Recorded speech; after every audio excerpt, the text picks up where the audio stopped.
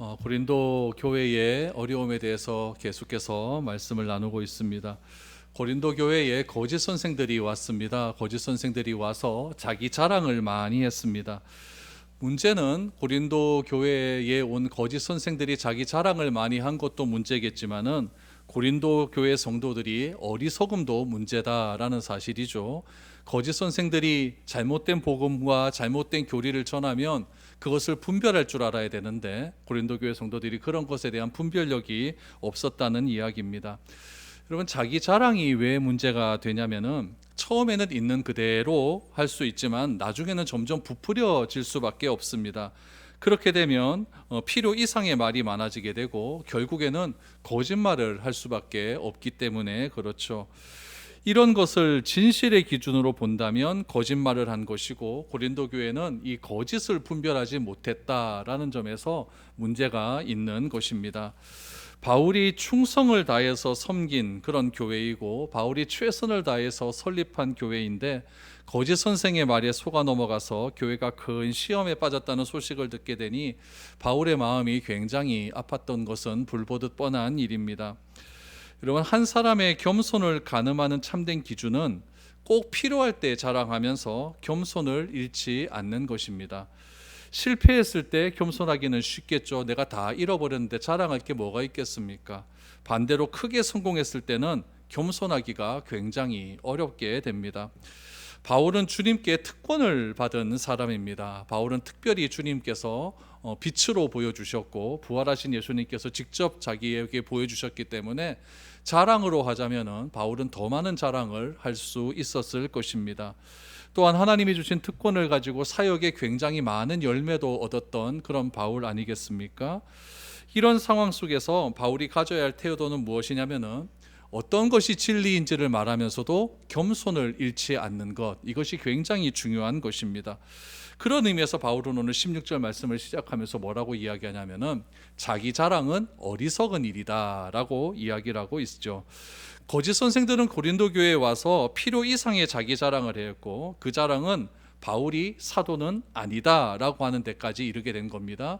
자기들은 예루살렘에서 왔기 때문에 자기는 분명한 사도다 라고 이렇게 말을 할 수가 있지만 바울은 어디서 사도라고 입증받은 데도 없고 또 추천서도 없기 때문에 바울은 진짜 사도인지 아닌지가 굉장히 의문이 간다라는 이야기를 고린도 교회에서 굉장히 많이 했다는 이야기입니다.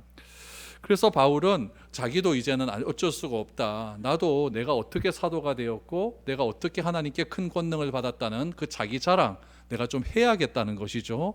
그거를 안 하면은 도무지 교회가 바울 자신을 믿지 않을 것 같으니까 내가 자기 자랑을 하기는 하는데 그것은 어리석은 일이 맞다는 이야기입니다. 어리석은 일이지만 너희들이 좀 용납해 주었으면 좋겠다라는 말로 오늘 본문이 시작이 됩니다. 16절 말씀 보시죠. 내가 다시 말하노니 누구든지 나를 어리석은 자로 여기지 말라. 만일 그러하더라도 내가 조금 자랑할 수 있도록 어리석은 자로 받으라 라고 말합니다. 여러분, 진짜 돈 많은 사람이 돈 자랑하는 거 봤습니까? 진짜 돈 많은 사람 돈 자랑 안 합니다. 돈 자랑 안 해요. 어떤 사람이 돈 자랑할까요? 뭐 정정하게 있는 사람들, 그렇죠? 그런 사람들이 돈 자랑합니다. 바울도 체험이라 그러면 바울만큼 체험 많이 한 사람 없습니다. 그러나 바울은 자랑을 하지 않죠. 자랑하는 것은 어리석은 일이지만 바울이 이번에는 좀 자랑을 좀 해야겠다라는 이야기를 합니다. 그러면서 내가 조금 자랑할 수 있도록 어리석은 자로 나를 생각해 줬으면 좋겠다라고 이야기를 합니다. 그럼 바울이 자랑하는 이유들 한번 보죠. 17절 18절 내가 말하는 것은 주를 따라하는 말이 아니요 오직 어리석은 자와 같이 기탄 없이 자랑하노라. 어떤 사람이 육신을 따라 자랑하니 나도 자랑하겠노라 라고 말합니다. 그러니까 바울이 자신이 가지고 있는 어떤 스펙들을 자랑하는 것, 어떤 영적인 체험들을 자랑하는 것은 주님이 허락하신 자랑은 아니다 라고 말을 하고 있습니다. 바울은 여러 사람이 자신이 가지고 있는 외적인 것들, 육적인 것들을 자랑하기 때문에 그리스도인이 가져야 될 진정한 자랑이 무엇이겠다라는 것을 말씀하고 있죠. 우리 지난주에 말씀 한번 생각해 보시면은 고린도후서 11장을 시작하면서 바울이 두 가지 자랑을 했습니다. 첫 번째 자랑은 무엇이었냐면은 나는 예수님을 자랑했다. 복음을 전했다는 이야기죠. 예수님을 자랑했다. 그것을 나는 자랑할 수 있다라는 것과, 두 번째는 나는 돈 문제에 있어서는 깨끗했다라는 이야기죠. 고린도 교회에서 헌금하고 마게도니아 지역 교회가 헌금한 그 돈을 자기는 예루살렘 교회에 정직하게 나는 전달하려고 했을 뿐이지 그 돈을 내가 중간에서 착취하려고 하는 그런 마음은 전혀 없었다라는 것을 자랑을 했습니다. 그러면서 지금 고린도 교회의 안에 있는 여러 가지 문제점을 하나하나 언급하기 시작을 합니다. 19절 보시죠. 너희는 지혜로운 자로서 어리석은 자들을 기쁘게 용납하는구나 라고 얘기하죠. 고린도 지역의 가장 큰 자랑은 무엇이었냐면 경제적인 풍요로움과 지혜였습니다. 고린도 교회가 지역이 항구 도시였기 때문에 무역업이 상당히 발달했었고 그로 인해서 경제적으로는 굉장히 풍요한 도시였습니다. 또한 고린도 지역은 헬라 철학의 영향을 많이 받았거든요. 고린도 지역 자체가 아테네하고 굉장히 인접한 그런 도시였기 때문에 헬라 철학이 굉장히 자랑을 했고, 말 잘하는 또 수사학이 발달했고 글을 잘 쓰는 논리학이 발달한 그런 지역이었기 때문에 지혜가 굉장히 자랑할 만한 그런 곳이었습니다. 그래서 19절에 대번에 이야기하죠. 너희는 지혜로운 자다라고 이야기하죠. 너희는 지혜로운 자인데 왜 어리석은 자를 용납했느냐라고 말하죠. 여기서 말하는 어리석은 자는 누구였을까요? 거짓 교사들이었겠죠. 거짓 선생들을 왜 용납했냐라고 이야기를 합니다. 그럼 우리도 한번 주변에 가만히 보면은, 또 언론을 통해서 보면은 특별히 우리 주변에 이단에 빠진 사람들 많이 있지 않습니까? 그런데 특별히 지식인층들이 이단에 빠져서 교주에게 충성을 다하는 그런 경우를 우리가 종종 보게 돼요. 그렇게 세상에서 공부 많이 하고 그렇게 세상에서 경제적으로 또 권력적으로 사회적으로 굉장히 높은 지위에 올라가신 분들이 대도하는 이단의 그런 목소리에 꾀임에 빠져가지고 그냥 그분을 그 교주를 하나님으로 여기고 구세주로 여기는 그런 경우를 우리가 종종 보지 않습니까? 그러니까 바울은 고린도 교회 성도를 향해서 이런 이야기하는 거예요. 너희들이 그렇게 철학적으로 뛰어나고 지식적으로 뛰어나고 말도 잘하는 그런 지혜를 가진 사람인데 왜 어리석은 자들을 기쁘게 받아들였느냐라고 이야기를 하고 있는 것이죠. 그러면서 거짓 선생들이 한 자랑을 바울은 이렇게 표현을 합니다. 20절 말씀을 보시죠. 누가 너희를 종으로 삼거나 잡아먹거나 빼앗거나 스스로 높이거나 뺨을 칠지라도 너희가 용납하는도다. 20절 말씀을 딱 보는 느낌이 어떻습니까? 좀 거칠어요, 부드러워요? 거칠죠, 그렇죠? 그러니까 거짓 교사들이 어떤 사람이냐라는 것을 보여주고 있는 거예요. 거짓 교사들이 이렇게 거칠게 그들에게 다가갔을까요? 절대 아닙니다. 다가갈 때는 부드럽게 다가가죠. 부드럽게 다가가지만은 그 끝은 이렇다라고 하는 그런 이야기입니다. 그래서 거짓 선생들이 고린도 교회 성도들을 어떻게 했냐면은 종으로 삼았다라고 이야기를 해요. 먼저 종으로 삼았다. 여러분 갈라디아서 2장 4절 말씀을 보시죠. 여기서 종이라는 말이 좀 중요해요. 갈라디아서 2장 4절에 보니까 이는 가만히 들어온 거짓 형제들 때문이라. 그들이 가만히 들어온 것은 그리스도 예수 안에서 우리가 가진 자유를 엿보고 우리를 종으로 삼고자 함이로되라고 말을 해요. 여러분 갈라디아서 2장 4절 말씀을 가만히 보니까 그 갈라디아 지역에도 거짓 선생들이 들어왔어요. 들어와서 한 것이 무엇이냐면은 그리스도 예수 안에서 우리가 자유함을 얻었대요. 우리는 예수 안에서 정죄함이 없지 않습니까? 죄 때문에 더 이상 고민하지 않아도 되지 않습니까? 자유함을 얻었는데 그 자유를 뺏어서 우리를 뭘로 삼고자 했다? 종으로 삼고자 했다. 여러분 자유를 뺏어서 종으로 삼는 법은 굉장히 간단합니다. 어떻게 하면 되냐면은 앞에 선 사람이 여러분들에게 부담을 많이 주면 됩니다. 여러분 이렇게 신앙생활해서 천국 못 받습니다. 이렇게 하면 그만입니다. 천국 받으려면 어떻게 해야 되느냐? 매일매일 나와서 금식기도 해야 돼요. 1년에는요 10명 이상은 전도해야 됩니다. 한 번이라도 예배 빠지면 여러분 다 끝나요. 이런 식으로 여러분들에게 짐을 지어버리면은 여러분은 그 말을 다 믿게 되죠. 믿게 되어서 내가 그거 안 믿으면 지옥 간다 그러니까, 구원 못 받는다 그러니까 그것이 나에게 뭐가 되냐면 짐이 돼요. 그것을 여기서 어떻게 표현하고 있냐면 너희를 종이 되게 만들었다라고 말을 하고 있는 것이죠. 종은 자기의 의지가 없잖아요. 주인이 시키는 대로 하지 않습니까? 그러니까 앞에 선 사람들이 어떻게 말을 하고 어떻게 표현하느냐에 따라서 그 사람을 따르는 사람들이 종이 될 수도 있고 자유인이 될 수가 있는 거예요. 예수님을 따르는 사람들은 결코 종이 아니에요. 다 자유인으로 만들어줘요. 그 모든 짐은 내가 다 지겠다. 너희는 쉬어라 라고 말하지 않습니까? 수고하고 무거운 짐진 자들아 다 내게로 오라. 내가 너희를 쉬게 하겠다라고 하는 것은 율법의 억압에 의해서 그 율법대로 살려고 얼마나 힘들겠습니까? 그 힘든 대로 사는 모든 율법의 짐은 내가 다 질 테니까 너는 예수님 안에서 자유를 누려라 라고 하는 그런 의미라는 이야기죠. 그래서 오늘 20절 말씀에도 누가 너희를 종으로 삼거나 그러니까 너희에게 율법의 규례를 준다는 이야기죠. 잡아먹는다라는 얘기는 뭐냐면은 육식동물들이 초식동물을 먹을 때 그 표현하고 똑같은 말이에요. 그러니까 굉장히 무섭게 다가간다는 이야기죠. 완전히 그들을 죽인다는 이야기예요. 이 얘기는 어떤 의미냐면 그 당시에 사회 고위층들이 최하층의 사람들이 있었어요. 누구냐면은 나그네, 고아, 과부들, 이런 사람들의 돈을 착취하는 일이 굉장히 많았습니다. 우리 그 부분 한번 보겠습니다. 우리 마가복음 12장 39절에서 40절입니다. 회당의 높은 자리와 잔치의 윗자리를 원하는 서기관들을 삼가하라. 그들은 과부의 가산을 삼키며 외식으로 길게 기도하는 자니 그 받는 판결이 더욱 중하리라 하시니라 라고 얘기하죠. 서기관들은 사회의 높은 지도층이에요. 그렇죠? 그 사람들이 하는 일들이 무엇이었냐면 과부들, 제일 낮은 계층의 사람들, 경제력이 없다는 이야기예요. 일할 수 없는 사람들이죠. 그 사람들의 가산을 빼앗아 버려요. 얼마나 나쁜 사람들입니까? 그것을 빼앗아 버리죠. 외식으로 길게 기도하는 사람, 남에게 보이려고 길게 기도하는 것이 나는 하나님에게 더 믿음이 좋은 사람이야, 이렇게 판단받기 위해서 화려한 좋은 말들을 다 섞어가면서 길게 기도하는 사람, 그런 사람들을 이야기하고 있는 거죠. 이런 것들을 가리켜서 뭐라고 했냐면은 잡아먹는다라고 이렇게 표현을 하고 있는 것이죠.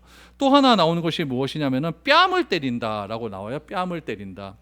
그럼 마태복음 5장 39절 말씀에 보면 뺨에 대한 이야기를 이렇게 이야기해요. 나는 너희에게 이르노니 악한 자를 대적하지 말라. 누구든지 내 오른뺨을 치거든 왼편도 돌려대며. 여러분, 뺨을 맞으면 굉장히 모욕스럽습니다. 저도 고등학교 다닐 때 뺨을 맞아봤거든요. 요즘은 선생님들이 애들 못 때리지만은 많이 맞았습니다. 많이 맞았고 뭐 안 맞은 사람은 잘 맞아요. 뺨을 이렇게 맞으면 손바닥으로 이렇게 맞아버리면 굉장히 이게 얼얼해요. 근데 이렇게 딱 때리면 왼편을 맞죠, 그렇죠? 왼편을 맞는데 오른편을 맞는다는 얘기는 뭐예요? 뭘로 때려야 돼요? 손등으로 때리는 거예요. 이렇게 때리고 이렇게 때려야 이렇게 맞는 것 아닙니까? 그러니까 그 당시에도 뺨을 맞는 행위들은 종들이나 맞는 거예요. 종들은 또 다 인격을 가진 인격체인데 그들이 뺨을 맞아버리면 얼마나 기분 나쁘겠습니까? 거기다가 이 손등을 또 이렇게 때려버리는 거죠. 그러니까 예수님께서 오른뺨을 찌면 왼뺨도 돌려대라라고 하는 것은 굉장히 이건 쉬운 얘기가 아니라는 이야기죠. 오늘 본문에도 뺨을 맞았다라고 하는 것은 모욕을 준다는 의미거든요. 그러니까 거짓 선생들은 고린도 교회 성도들을 다 빼앗아 먹는 사람들이고 다 모든 걸 긁어먹는 사람들이고 모욕을 주는 그런 일들을 했다라는 이야기죠. 그렇게 말하면서 20절에 보니까 너희가 다 용납했다라고 이야기를 합니다. 왜 이런 것들을 모르느냐라는 거죠. 거짓 선생들의 실체들을 너희가 왜 알지 못하느냐라고 그렇게 지금 책망을 하고 있는 것이죠. 이런 면에서 보면 여러분, 거짓 선생들은 하나님의 사람일까요? 아닐까요? 절대 하나님의 사람이 아닙니다. 자기 사리사욕을 채우기 위해서 그렇게 살아가는 그런 사람이었다라는 이야기죠. 그래서 21절에 보세요. 나는 우리가 악한 것 같이 욕되게 말하노라. 그러나 누가 무슨 일을 담대하면 어리석은 말이나마 나도 담대하리라 라고 말하죠. 바울은 이런 상황에서 자신도 욕되게 말하겠다라고 이야기를 해요. 거짓 성도들의 행동이 기준이라면 그들에 비해서 성도는 너무나 약했다는 이야기죠. 거짓 교사들은요 너무나 강한 힘을 가지고 성도들을 완전히 착취하고 억압하고 모욕을 준 것 아니겠습니까? 그런 것을 다 받아들였다고 하니까 성도들의 입장에서 나는 약했다라고 받아들일 수밖에 없는 이야기 아니에요? 실제로 바울은요 고린도 성도들을 대할 때 절대 거짓 선생처럼 이렇게 대하지 않았어요. 이중적으로 대하지 않았다는 이야기예요. 그들을 잡아먹으려고 대하지 않았고 그들을 모욕 주기 위해서 대하려고 하지 않았고 그들을 욕되게 대하지 않았다라는 이야기죠. 바울이 고린도 교회 성도들을 대할 때 어떻게 대했을까요? 사랑과 존중으로 대했을 것 아니겠습니까? 바울의 이런 행동이 약함으로 보일 수가 있겠지만 저 사람이 약하니까 사람에게 저렇게 낮아지는구나 라고 생각하고 보일 수가 있겠지만 바울은 무엇이라고 얘기하느냐? 그것이 강함이다 라고 얘기해요. 역설의 진리를 이야기하죠. 우리는 강한 자가 위에 올라가서 아래에 있는 사람들을 억압하고 착취하는 게 힘이라고 이야기하지만 바울은 무엇이라고 이야기하냐면은 내가 사랑으로 섬기고 그들의 발을 씻겨주는 것이 오히려 강한 것이다 라고 그렇게 이야기를 하고 있는 것이죠. 이것이 참된 사도의 증거다 라고 이야기하는 거예요. 거짓 사도들은 성도들을 억압하지만 잡아먹으려고 하지만 진짜 사도는 무엇이냐? 사랑으로 섬기는 사람이 진짜 사도다라는 것을 이야기하고 있는 것이죠. 그래서 바울은 나는 이 부분에 대해서는 담대히 말할 수 있다라고 이야기를 하고 있는 것이죠. 이런 바울의 말이 자기 자랑으로 여길 수 있기에 바울은 어리석다고 이야기한 겁니다. 그러나 바울은 어쩔 수 없이 이런 어리석음을 이야기하기에 좀 용납해 달라라고 먼저 이야기를 한 것이죠. 자신의 사도권을 변호하기 위해서 진짜 사도가 어떤 삶을 살아가는지를 보여주기 위해서 가장 어리석은 일을 나는 담대하게 이야기하겠다라고 성도들에게 이야기를 하고 있는 것이죠. 그러면서 바울이 구체적인 사항을 계속해서 이제 언급을 하고 있습니다. 첫 번째로 바울이 언급하는 자기 자랑의 가장 중요한 것은 무엇이냐면은 혈통에 관한 자랑입니다. 혈통에 관한 자랑. 22절 보시죠. 그들이 히브리인이냐? 나도 그러하며. 그들이 이스라엘인이냐? 나도 그러하며. 그들이 아브라함의 후손이냐? 나도 그러하며 라고 얘기해요. 그러니까 거짓 선생들이 왔을 때 자기들은 혈통을 자랑했다는 이야기죠. 저는 달성서 씨 32대손 현감공파 뭐 이런 것들을 이야기해요. 그러니까 어떤 분들은 보면 자기 가문 가운데 뭐 벼슬 높게 하신 분들 그런 것들 막 자랑하고 있지 않습니까? 그러니까 거짓 선생들도 고린도 교회에 와갖고 자랑하는 것이 무엇이야? 나는 히브리 사람이야, 나는 이스라엘 사람이야, 나는 아브라함의 혈통이야, 이걸 자랑했다는 거죠. 그러니까 바울도 얘기해, 그것만 그러냐? 나도 그렇다라는 거예요. 그것만 그러냐? 나도 그렇다. 근데 특별히 여러분, 그 당시에 이스라엘 사람, 히브리 사람을 어떤 사람으로 여기느냐, 이걸 잘 아셔야 돼요. 히브리 사람이라고 다 히브리 사람이 아니라 조건이 있어요. 어떤 조건이 있냐면은, 첫 번째 조건은 무엇이냐면은 언어가 아람어를 사용해야 됩니다. 아람어. 그러니까 그 당시에 보편적으로 사용했던 말이 아람어예요. 우리 성경에도 보면 예수님께서 직접적으로 사용했던 언어가 나오거든요. 가장 잘 아시는 거 엘리 라마 사박단, 이거는 히브리어가 아니라 아람어예요. 그러니까 히브리어는 고위층들이 사용했던 말이고 아람어들은 그 당시 보편적으로 사용했던 그런 말이에요. 요즘도 이스라엘에 가면 영어하고 히브리어를 공용으로 씁니다. 그래서 어떤 사람은 히브리어 쓰고 어떤 사람은 영어도 써요. 그렇게 해서 있듯이 히브리어가 계속 내려오는데, 지금 이스라엘 사람들이 쓰는 히브리어는 고전 히브리어가 아니라 현대 히브리어예요. 그거를 쓰고 요즘은 이제 영어와 히브리어를 같이 이렇게 쓴다라고 생각을 하시면 좋습니다. 그래서 아람어를 사용해야 되고, 또 하나는 팔레스타인 땅에서 살아야 돼요. 그러니까 이스라엘 땅, 지금 전쟁 벌어지고 있는 그 땅 있죠. 그 땅에서 살아야 정통 히브리인이에요. 또 하나 히브리인은 누구냐면은 어쩔 수 없이 자기 고향을 버리고 떠난 사람들 있지 않습니까? 이민 간 사람, 그런 사람이 히브리인이라고 이야기하는데, 그런 사람은 아람어를 안 쓰고 어떤 언어를 썼냐면 헬라어를 썼어요. 그럼 어디로 갔냐면 그리스 지역으로 갔다는 이야기예요. 그러니까 그런 사람들을 뭐라고 이야기하냐면은 흩어진 유대인, 디아스포라라고 이야기해요. 성경에는 이것을 어떻게 표현하고 있냐면 헬라파 유대인, 히브리파 유대인 이렇게 얘기해요. 그래서 이스라엘 땅에 살면서 아람어를 쓰는 사람 히브리파 유대인, 헬라어를 사용하면서 저 멀리 딴 지역에서 사는 사람, 그런 사람들은 헬라파 유대인 이렇게 이야기하는 거죠. 거기에다가 또 하나가 무엇이냐면은 누구의 혈통을 받았느냐가 중요한데, 오늘 본문에 보니까 아브라함의 혈통을 받았느냐 그러죠. 근데 아브라함의 혈통보다 더 중요한 게 무엇이냐면 야곱의 혈통이에요. 아브라함은 에서와 야곱 두 명을 낳지 않습니까? 근데 에서의 후손일 수도 있거든요. 아브라함의 피를 받아서 에서 쪽으로 가면 그게 아니잖아요, 그렇죠? 그러니까 아브라함의 피를 받아서 야곱 쪽으로 가야 된다는 이야기예요. 그래서 이 정통 히브리파 유대인은 무엇이냐? 언어를 히브리어 써야 되고, 또 하나는 이스라엘 땅에 살아야 되고, 또 하나는 아브라함과 야곱의 후손이 진짜 히브리파 유대인이다. 이런 사람들은 지금 이스라엘에 가면요, 예루살렘 근처에 자기들끼리 집단적으로 모여 삽니다. 모여 사는데 걔들은 TV 안 봐요. TV 안 보고 사회에 돌아가는 소식을 벽보로 딱 이렇게 써져 있어요. 붙여놔요, 이렇게. 그래서 매일매일 그거 붙이는 사람들이 있어요. 그거 보면서 이렇게 세상이 이렇게 돌아가는 거. 그러니까 세상과 아예 단절하면서 사는 사람들이에요. 검은 양복 입고 여기 구렛나루 이렇게 기르고 중절모 쓰고 이런 사람들이 그렇게 살고 있다는 이야기죠. 그런데 가면 물가도 되게 비싸요. 뭐 햄버거를 하나 먹어도요, 그냥 다른 지역, 아랍 지역 같은 데 가면 한 4,000원, 5,000원 먹는데 거기는 한 15,000원 이렇게 먹어요. 얼마나 비싸게 받는지 몰라요. 그러니까 왜 그렇게 비싸게 받냐면은 자기들끼리만 살면 되거든요. 자기들끼리만. 그러니까 저는 다 이방인들한테 우리가 잘해줄 필요가 뭐 있느냐, 이런 생각으로 물가도 굉장히 비싼 그런 지역에 살고 있다라는 이야기죠. 그러니까 이 거짓 선생들이 와서 우리는 이런 히브리파 유대인이다, 근데 바울은 좀 아닌 것 같아. 이렇게 얘기하는 거죠.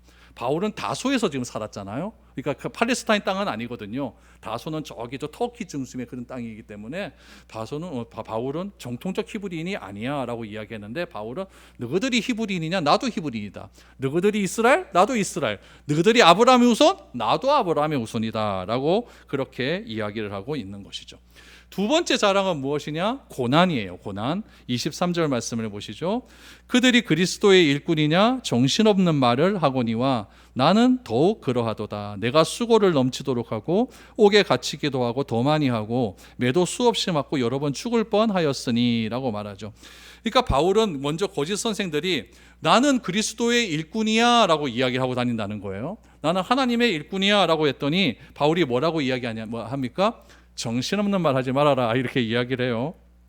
요거는 여러분, 바울이 자기가 자기 자랑하는 걸 뭘로 표현했죠? 어리석은 일이라고 얘기했죠. 그거보다 한 단계 더 강도 높게 비판하는 말이 정신없는 말이다라는 이야기예요. 그러니까 요거를 원어 그대로 표현하면요, 제가 헬라어 사전이 있거든요. 거기 딱 보면 뭐라고 나오냐면은 미친놈의 헛소리 이렇게 나와요. 거짓 선생님들이 자기 자신을 바라보면서 나는 하나님의 일꾼이야, 미친놈의 헛소리 그만해라 이렇게 얘기해요. 그러니까 바울도 욕 잘해요, 그렇죠? 미친놈의 헛소리 그만해라 이렇게 이야기를 하는 것이죠.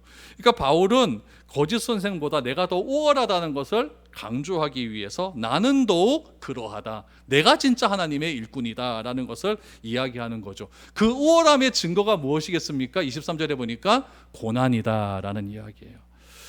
예수님은요 12제자를 부르신 후에 이렇게 말씀하셨어요. 우리 마태복음 10장 16절 이하를 한번 보시죠. 보라, 내가 너희를 보냄이 양을 이리 가운데로 보냄과 같도다. 그러므로 너희는 뱀같이 지혜롭고 비둘기같이 순결하라. 사람들을 삼가라. 그들이 너희를 공회에 넘겨주겠고 그들의 회당에서 채찍질하리라. 또 너희가 나로 말미암아 총독들과 임금들 앞에 끌려가리니 이는 그들과 이방인들에게 증거가 되게 하려 하심이라 라고 말하죠. 그러니까 예수님께서 12제자를 딱 선출을 했거든요. 선출하자마자 제자들을 파송하시면서 이런 얘기를 바로 하는 거예요. 여러분, 제자들 자기 제자들 처음에 딱 왔었으면 그래도 너희들에게 복이 있을지어다 이런 게 좀 멋있는 거 아닙니까? 근데 처음에 하시는 소리가 무엇이냐? 너희들 다 힘들 거야, 고난 받을 거야. 너희들 나 때문에 다 임금님 앞에 끌려가서 다 재판 받을 거야. 이러면 누가 따라가겠느냐고요. 그런데 예수님께서 이렇게 말씀을 하셨어요. 그러나 예수님은 뭐라고 하셨냐? 그러나 걱정하지 말아라. 걱정하지 말아라. 너희들이 이렇게 고난받아서 재판 현장에 있을 때 성령께서 너희에게 하고자 하는 말을 가르쳐 줄 거야. 이렇게 말씀하시죠. 마태복음 10장 19절에서 20절. 너희를 넘겨줄 때에 어떻게 또는 무엇을 말할까? 염려하지 말라. 그때 너희에게 할 말을 주시리니 말하는 이는 너희가 아니라 너희 속에서 말씀하시는 이 곧 너희 아버지의 성령이시니라. 아멘. 그러니까 여러분, 힘들고 어려운 상황에서 예수님 때문에 고난받고 답답하고 막 어려운 난처한 상황에서 걱정하고 염려할 필요가 없습니다. 왜 그래요? 힘들고 어려운 상황에서 우리 속에서 역사하신 하나님께서 내가 그 가운데 마땅히 해야 할 말을 가르쳐 주신다는 그런 믿음을 가지고 나가라 이렇게 얘기하는 것이죠. 얼마나 멋있는 말씀입니까? 그러니까 제자들이 이 말을 듣고 탁 나가는 거예요. 오케이 예수님, 네 하겠습니다 이렇게 이야기하는 것이죠. 그래서 바울은 예수님의 이러한 말씀에 근거해서 참된 선생은, 참된 사도는 이 고난을 두려워해서는 안 된다는 거죠. 왜요? 고난 당할 즈음에 하나님께서 반드시 피할 길을 우리에게 허락하여 주시어서 우리로 하여금 반드시 이기게 하시는 하나님의 능력이 우리에게 있기 때문에, 또 어려움 당할 때에 말할 수 있는 필요에 맞는 말을 반드시 허락해 주시기 때문이다라는 이야기죠. 그래서 바울이 고난을 이겨낼 수 있었던 이유는 이미 하는 예수님께서 너희는 다 고난 받을 거야 이거를 미리 말씀해 주셨기 때문에, 고난이 와도 뭐 미리 다 알고 하는 일인데 뭐 이렇게 하는 거죠. 여러분, 모르고 당하면 힘들잖아요. 근데 알고 당한 건데 뭐, 그렇죠? 뭐 이럴 줄 알고 내가 따르는 건데 이렇게 이야기하는 거죠. 여러분, 사도행전 9장 15절 16절 말씀을 보시죠. 주께서 이르시되 가라, 이 사람은 내 이름을 이방인과 임금들과 이스라엘 자손들에게 전하기 위하여 나의 택한 그릇이라. 그가 내 이름을 위하여 얼마나 고난을 받아야 할 것을 내가 그에게 보이리라 하시니라 라고 말해요. 그러니까 바울이 다메섹에서 빛으로 오신 예수님을 목격하잖아요.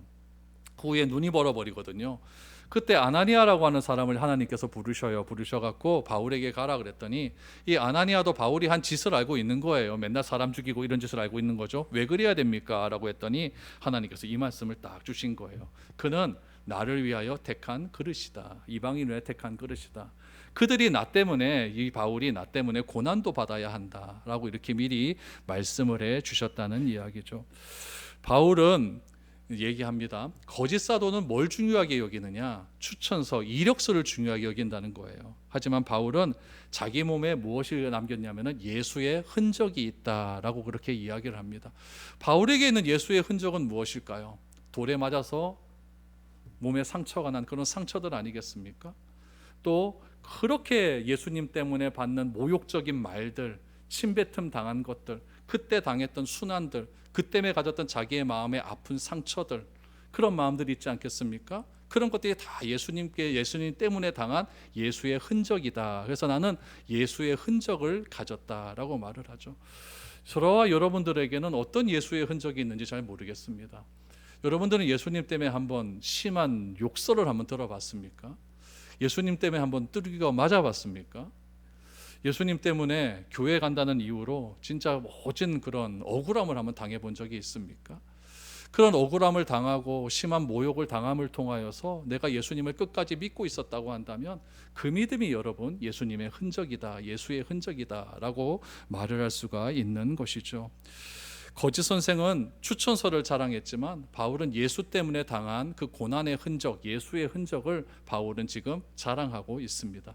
여러분 제가 만약에 예수님 때문에 무슨 뚜르겨 맞아갖고 뭐 고문을 당해가지고 뭐 여기에 무슨 뭐 꼬맨 자국이 하나 있다. 그러면 저는 설교할 때마다 딱 이렇게 하고 자라고요. 이렇게 하고 할까 아니겠습니까? 그렇죠? 내가 이 정도야 하면서. 이렇게 자랑하는 것을 뭐라고 얘기합니까? 거짓 선생들이나 그렇게 자랑한다. 그건 진짜 어리석은 이야기다라고 이야기를 하고 있죠. 우리는 어떤 흔적을 가지고 있는지, 예수 믿는다고 하면서 쉽고 편한 길만 가려고 하는 건 아닌지 진지하게 고민해 보아야 됩니다. 여러분 예수님을 자랑하고 예수를 위해 우리의 모든 것을 내려놓을 수 있는 그런 삶이 우리 가운데 될 수 있기를 바랍니다. 그래서 내 자랑 그만하시고 내 자랑 그만하시고 예수님 자랑 많이 할 수 있는 그런 우리가 되었으면 좋겠습니다. 바울은 내가 나를 자랑하는 것만큼 어리석은 일이 없다라고 이야기합니다. 우리 다음 주에는 바울이 자랑했던 그 고난이 어떤 고난들이 있었는지 우리 구체적으로 한번 살펴보도록 하겠습니다. 기도하겠습니다. 주님 고맙습니다.